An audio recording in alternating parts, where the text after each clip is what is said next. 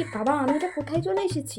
যাই হোক, চলে এসেছি তো কি হয়েছে, খাবার নিয়ে কথা, জাস্ট খাবো ঘুরবো, আর কিছু করবো না। ও কে দেখছি আমি কোন পাত্রপক্ষ না পাত্রপক্ষ, আমার খালি খাওয়া নিয়ে কথা, ব্যাস আমি আজকে পেট ভরে ভালো করে খাবো, দেন তারপর দেখা যাবে কি হবে। আর গিফট গিফট আমি আনিনি, ঠিক আছে আগে খাই তো পরে গিফট করার চিন্তা করবো। খেয়ে যদি মনে হয় খাবারটা খুব ভালো লেগেছে তাহলে গিফটটা দিয়ে যাবো কিছু একটা।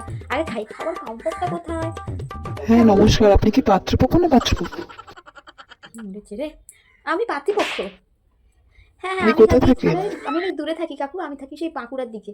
হ্যাঁ হ্যাঁ হ্যাঁ, আমি এখানে এসেছি পাত্রী পেতে, পাত্রী বহু ক্লোজ ফ্রেন্ড হই। কিন্তু এটা তো বিয়ে পড়ানো, এটা তো এনগেজমেন্ট। তো তুমি বলছো তুমি পাত্রপক্ষ বাঁকুড়া থাকো, ঠিক হ্যাঁ বুঝলাম ঠিক না। আছে, এনগেজমেন্ট, বিয়ে বাড়িটা এনগেজমেন্টই মতো না।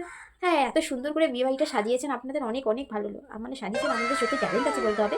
ঠিক আছে, থ্যাংক ইউ কাকু। দেখুন, আপনাদের মতো পাবলিকদের জন্যই সবকিছু সময় সবার ও সময় কাকু, নষ্ট আপনি হয়। আপনি আপনি এরকম করতে পারেন না কাকু, আপনি জিজ্ঞেস করুন গিয়ে আমার বন্ধুটাকে, তো বন্ধুটা সত্যি কথাই বলবে। আপনারা এক্ষুনি আসতে পারেন প্লিজ, নাহলে আমি কিন্তু সিকিউরিটি থাকতে বাধ্য হবো। কাকু এটা কি করে করলেন, আপনি কি করে করতে পারেন কাকু এটা? দেখুন, আপনি কি যাবেন? নাহলে সিকিউরিটি সিকিউরিটি। ঠিক আছে কাকু, ঠিক আছে। কেটে পড়াই নাহলে কোথায় খেয়েছি, খাওয়া মাথা খাওয়া পরে মানে বাইরে কিছু বিরিয়ানি টিরিয়ানি করে খেয়ে নেবো। যাই বাবা, ঠিক আছে কাকু, আসছি।